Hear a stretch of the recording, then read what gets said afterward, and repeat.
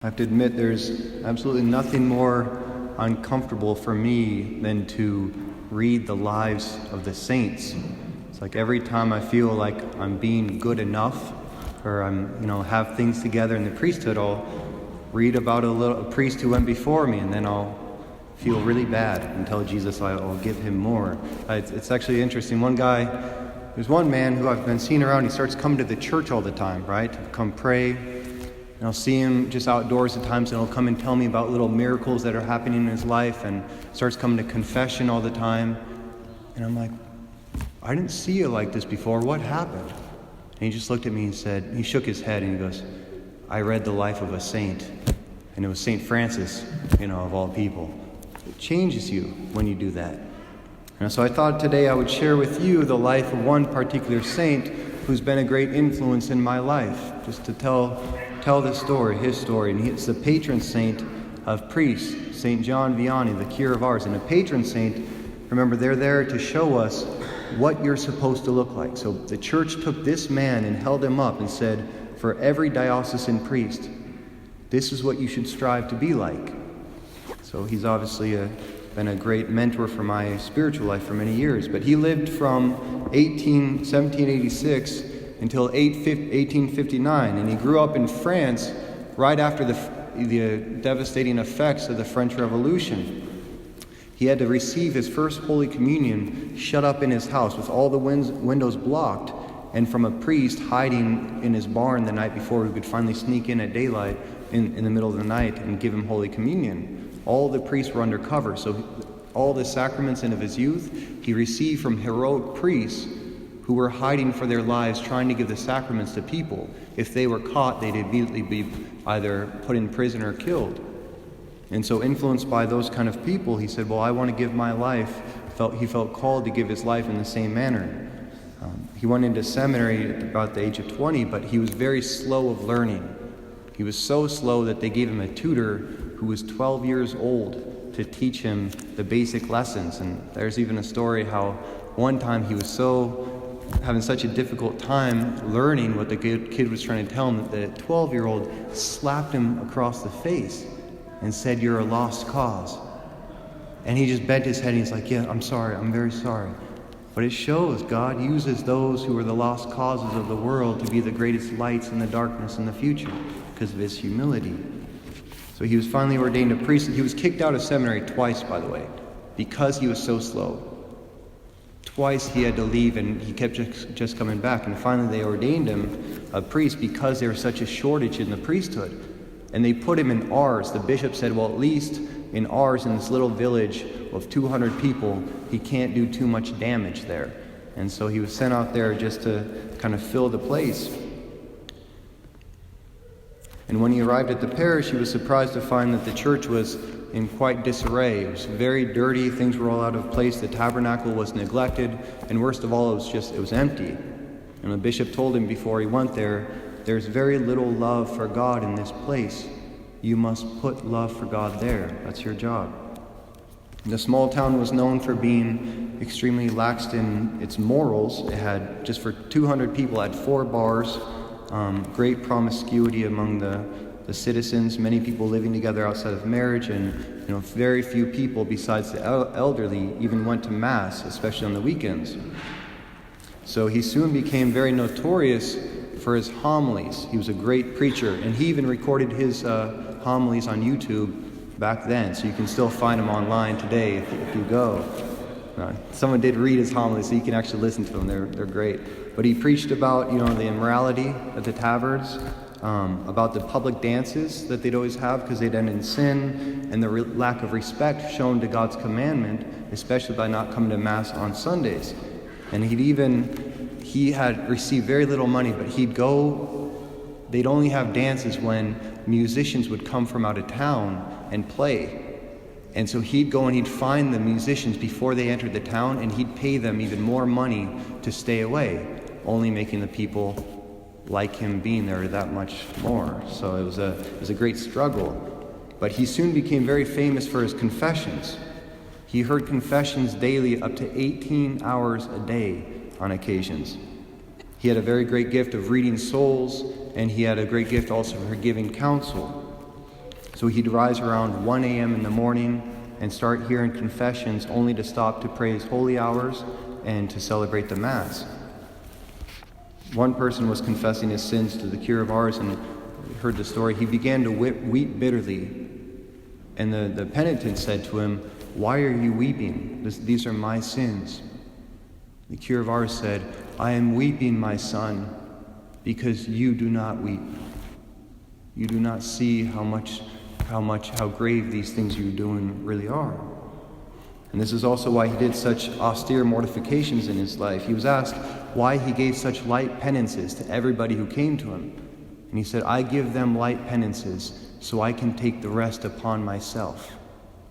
That's a true shepherd right there. It's Christ who comes. He doesn't come just to condemn sin. He takes the sin upon his own shoulders. That's the lamb being offered. And that's why his mortifications can seem daunting, especially to us in our times. He would cook on Sundays, he'd cook 7 potatoes, and he'd have 1 fresh tomato on that Sunday, but then he'd put the rest on an open cupboard, so just exposed to the oxygen. And he'd eat 1 a day with a little bit of milk.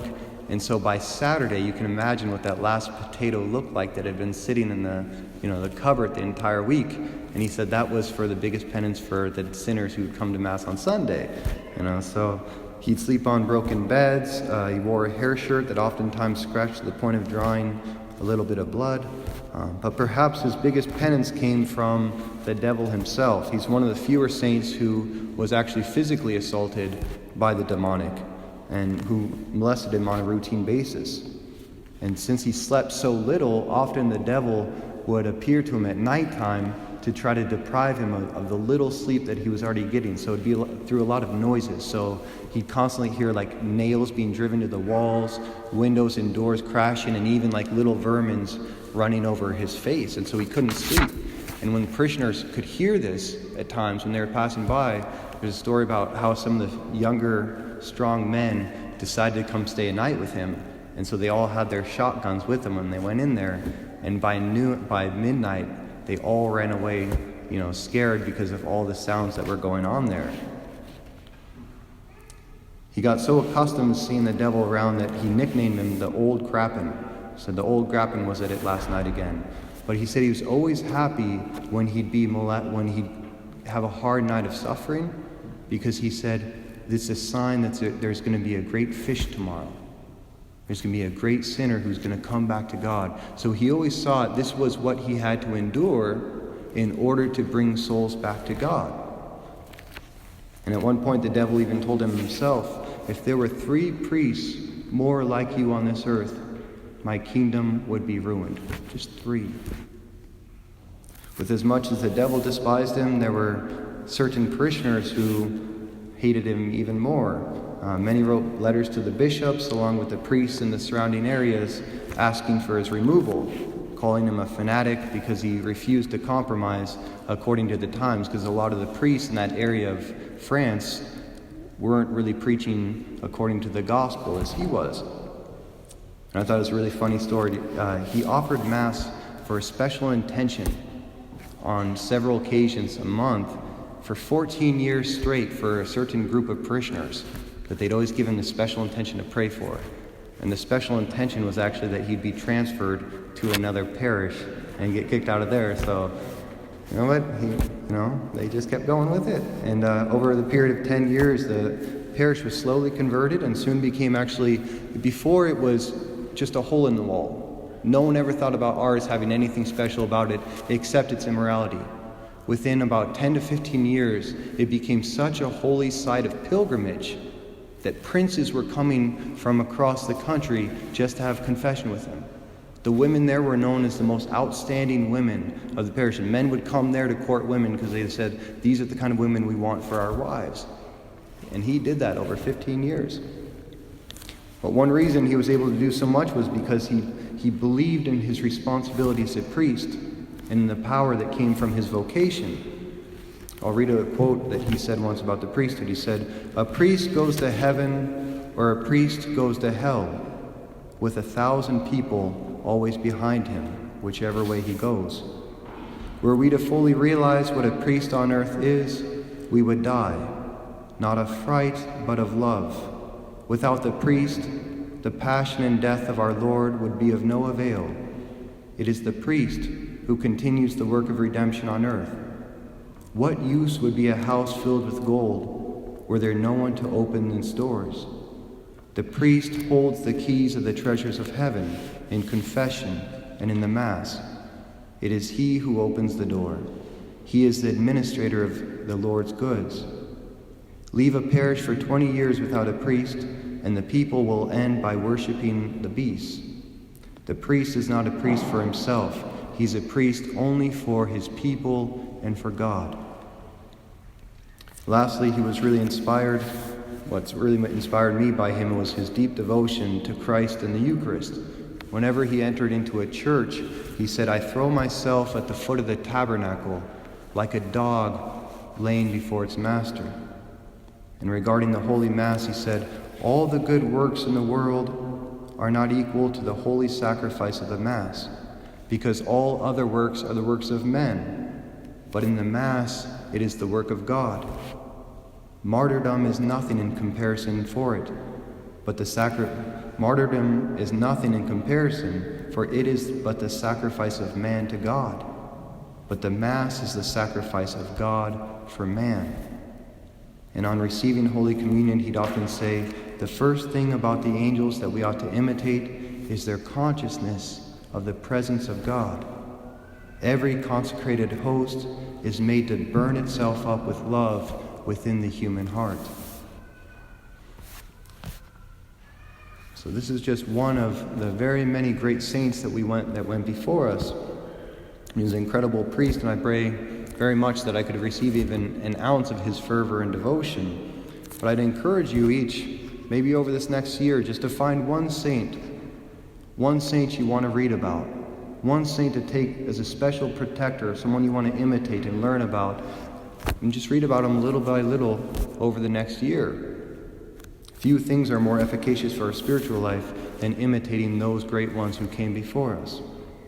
And every single time we go to the Mass, you'll notice two things that's going to happen as I pray the canon of the Mass. We're going to pray to the souls in heaven and to the souls for the souls in purgatory.